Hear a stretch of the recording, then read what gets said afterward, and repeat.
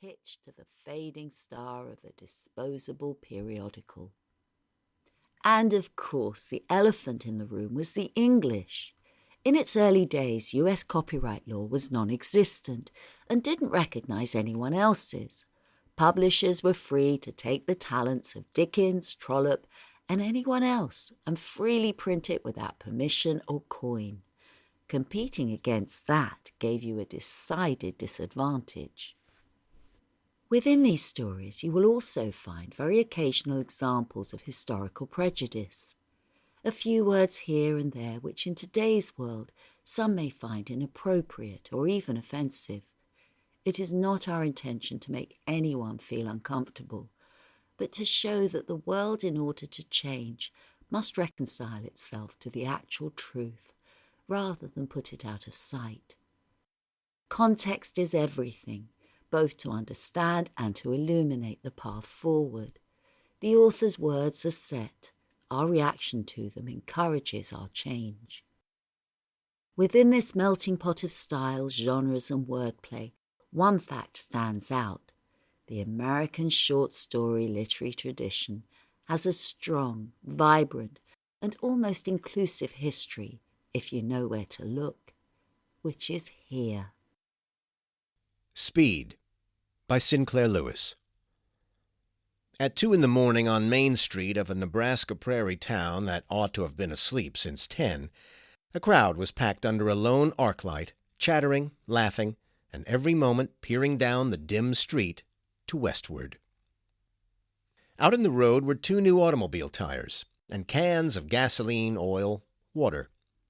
The hose of a pressure air pump stretched across the cement sidewalk, and beside it was an air gauge in a new chamois case.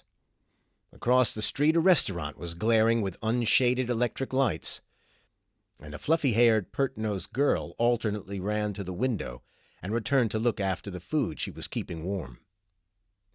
The president of the local motor club, who was also owner of the chief garage, kept stuttering to a young man in brown union overalls. "Now be all ready. For land's sake, be ready. Remember, gotta change those casings in 3 minutes." They were awaiting a romantic event. The smashing of the cross-continent road record by a Mallard car driven by J.T. Buffum. Everyone there had seen pictures of Buffum in the sporting and automobile pages of the Lincoln and Kansas City papers. Everyone knew that face, square, impassive, heavy-cheeked, kindly, with the unsmoked cigar between firm teeth and the almost boyish bang over a fine forehead. 2 days ago he had been in San Francisco, between the smeared gold of Chinese dens and the tumult of the Pacific. 2 days from now he would be in distant New York. Miles away on the level prairie road, a piercing jab of light grew swiftly into 2 lights, while a distant drum roll turned into the burring roar of a huge, unmuffled engine.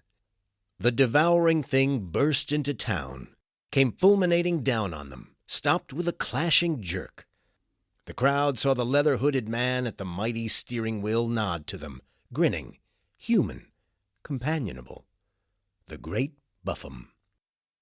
"Hooray! Hooray!" came the cries, and the silence changed to weaving gossip. Already the garage youngster, with his boss and 3 men from another garage, was yanking off 2 worn casings, filling the gas tank, the oil well, the radiator. Buffum stiffly crawled from the car, stretched his shoulders, his mighty arms and legs in a leonine yawn. "Jump out, Roy. Eats here," he muttered to the man in the passenger seat. This man the spectators did not heed. He was merely Buffum's mechanic and relay driver, a poor thing who had never in his life driven faster than 90 miles an hour. The garage owner hustled Buffum across to the lunchroom. The moment the car had stormed into town, the pretty waitress, jumping up and down with impatience, had snatched the chicken from the warming oven, poured out the real coffee, proudly added real cream. The lunch and the changing of casings took 3¼ minutes. The clatter of the motor smote the quiet houses and was gone. The town became drab and dull. The crowd yawned and fumbled.